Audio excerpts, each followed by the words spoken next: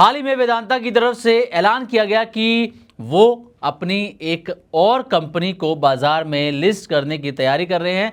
Vedanta property platform limited, इसकी detail भी हमने आपके साथ शेयर की थी और अगले साल तक ये कंपनी भी इसका भी डिमर्जर हो सकता है और बाजार में लिस्ट होती हुई नजर आएगी। हर 20 वेदांता लिमिटेड के शेयरों पर एक शेयर मिलेगा वेदांता प्रॉपर्टी प्लेटफॉर्म्स का।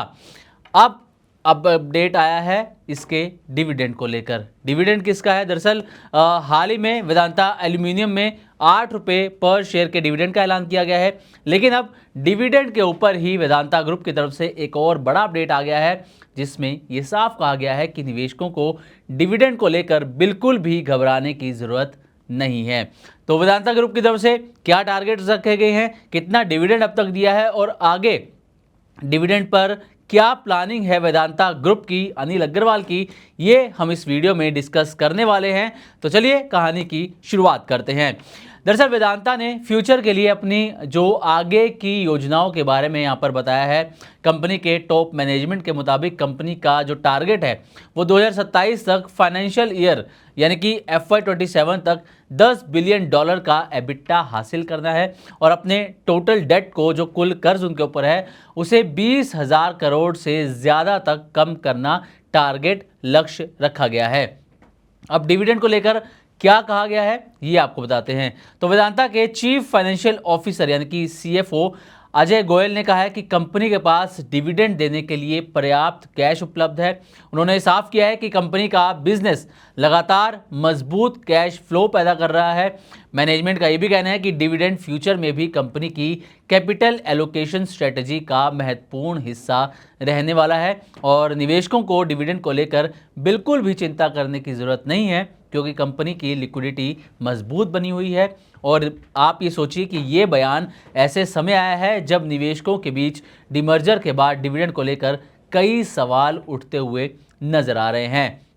अब अनिल अग्रवाल का फोकस क्या है, इसके बारे में बात कर लेते हैं। तो वेदांता के चेयरमैन अनिल अग्रवाल लंबे समय से कंपनी को हाई डिविडेंड देने वाली कंपनियों में बनाए रखने पर जोर देते रहे हैं। मैनेजमेंट का ये कहना है कि मजबूत ऑपरेटिंग बिजनेस फ्यूचर में भी शेयरधारकों के लिए वैल्यू क्रिएट करेगा। कंपनी का मानना है कि मजबूत कैश जनरेशन से ग्रोथ, इन्वेस्टमेंट और डिविडेंड दोनों साथ साथ पॉसिबल हैं। डिविडेंड को कंपनी अपने निवेशकों के प्रति कमिटमेंट का हिस्सा भी मानती है, ऐसा अनिल अग्रवाल का कहना है। अब आते हैं कि FY26 में कितना डिविडेंड दिया गया है। तो स्टॉक एक्सचेंज फाइलिंग और वेदांता की डिविडेंड हिस्ट्री के मुताबिक वेदांता ने FY26 में कुल 34 रुपये शेयर तक का डिविडेंड घोषित किया है। इसमें मार्च 2026 में घोषित तीसरा अंतरिम डिविडेंड, जो कि 11 रुपये प्रति शेयर था, वो भी शामिल है। फेस वैल्यू 1 रुपये प्रति शेयर है। अब जो कंपनी है वो लगातार अपने कैश फ्लो के आधार पर शेयरधारकों को रिटर्न देती रही है। अब कंपनी की वित्तीय स्थिति कैसी है, इस पर क्या कहा गया है, ये भी आपके लिए जानना जरूरी है। तो CFO अजय गोयल के कहना है कि कंपनी की बैलेंस शीट ये लगातार मजबूत हो रही है। ऑपरेटिंग बिजनेस से पर्याप्त कैश फ्लो आ रहा है और कंपनी अपने कर्ज यानी कि डेट मैनेजमेंट पर भी लगातार काम कर रही है। मैनेजमेंट का ये कहना है कि ग्रोथ प्रोजेक्ट्स और डिविडेंड दोनों को संतुलित तरीके से आगे बढ़ाया जाएगा। कंपनी का विश्वास है कि मजबूत ऑपरेशनल परफॉर्मेंस फ्यूचर में भी कैश जनरेशन को सपोर्ट करती रहेगी।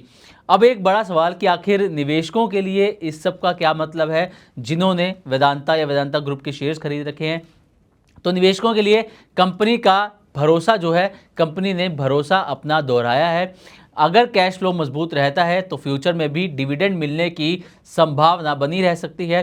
डिमर्जर के बाद अलग अलग कंपनियों की वैल्यू जो है वो खुलकर सामने आ सकती है। जैसे कि हाल ही में हमने देखा जो 4 अलग कंपनियां बनी, उनकी भी वैल्यू अनलॉकिंग हुई है। साथ ही डिविडेंड पसंद करने वाले निवेशकों के लिए ये एक पॉजिटिव साइन भी माना जा सकता है। हालांकि फ्यूचर का डिविडेंड पूरी तरह बोर्ड के निर्णय, मुनाफे, कैश फ्लो और कारोबारी परिस्थितियों पर भी निर्भर करता है।